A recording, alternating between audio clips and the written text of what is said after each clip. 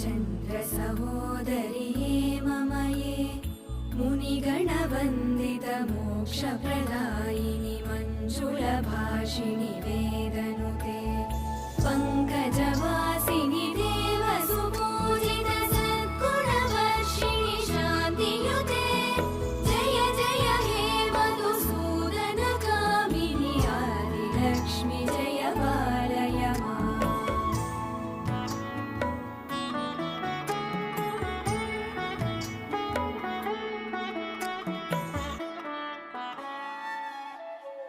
अयि कलिकल्मषनाशिनि कामिनि